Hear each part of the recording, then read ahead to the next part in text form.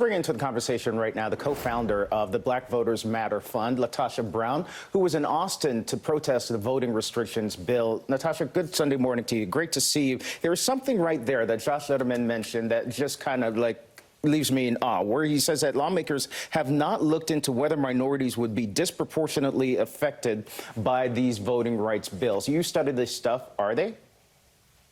Of course, the truth of the matter is they're targeting this because they know that this disproportionately impacts people of color, particularly brown and black voters who are the growing electorate in Texas. This is a bill that's specifically designed to be able to marginalize black and brown voters. It was specifically designed particularly around targeting Houston, the Houston area, where they had 24-hour voting, where they also had drive-through voting. So this is an effort that is targeted to marginalize and to silence the voices of black and brown voters in Texas.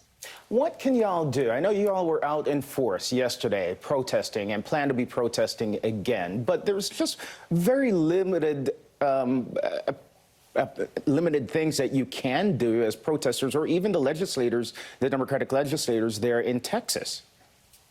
Absolutely. We will be out there. We will continue to push the fight. We will continue to organize. There's a group of ministers who are actually having a prayer and a march on this Thursday. But I think what we have to really recognize is this is so critical. We cannot organize our way out of it, that we're going to have federal legislation to be able to protect the voting rights of citizens in this nation. That fundamentally, even if the Democrats walk out in Texas, it will continue to be a political maneuvering. That's not enough. We're going to need, I'm hoping on Tuesday, we will get a strong message and assurance from the president that they're going to do everything in their power to make sure to protect voting rights, including if that means ending the filibuster.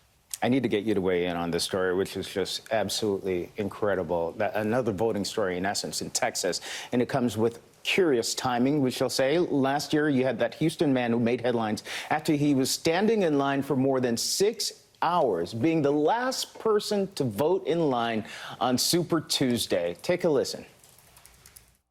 It feels good. The polls closed already. AP called it for the presidential primary. What's next for the night? Well, I'm finna get ready and go to work. Every time you have to be at work. Yeah, I'm supposed to be there now. I wanted to bring that video back up because Hervis Rogers there, you see him there, he was actually arrested this week. At the time that he voted, he was on parole, meaning it was illegal for him to vote in Texas. But he says that he didn't know it was against the law. He was held on a $100,000 bail and actually could now face decades behind bars. What do you make of that case? It is all political theater. The truth of the matter is, it should open up the first question: why in the world a man who said that he was on his way to work, which means that he's paying taxes, he is contributing, that at the end of the day, what you're going to do is you're going to arrest him because he's trying to use his civil rights. Secondly, the fact of why we know that even making felony franchise and formerly incarcerated folks, that in itself was targeted at black voters, that was targeted to marginalize the voice of voters. So I think this should open up even a larger fundamental question around how this is also, he is a victim of voter suppression himself. And so what we have to do is literally, we have to put pressure. The Republicans are using this case as a case just like they did Willie Horton, so that they can make an example. One, the face of a black man who is actually on his way to work, that was so committed to this country and voting in this country and using his agency, that he stood in line for 6 hours, and that there's nobody being held accountable to that even allowed him to vote.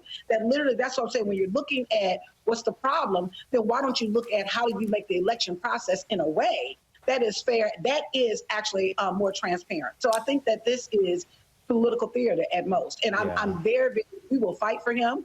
I hope that he gets relief. And I just don't know of anybody who would stay in line for 6 hours to knowingly break the law. But the good thing is, there's a GoFundMe. The latest numbers, $124,000 has been raised for him. The original goal was $10,000. LaTosha Brown, I got to leave it there with you. Thank you. Great to see you. Thank you for having me.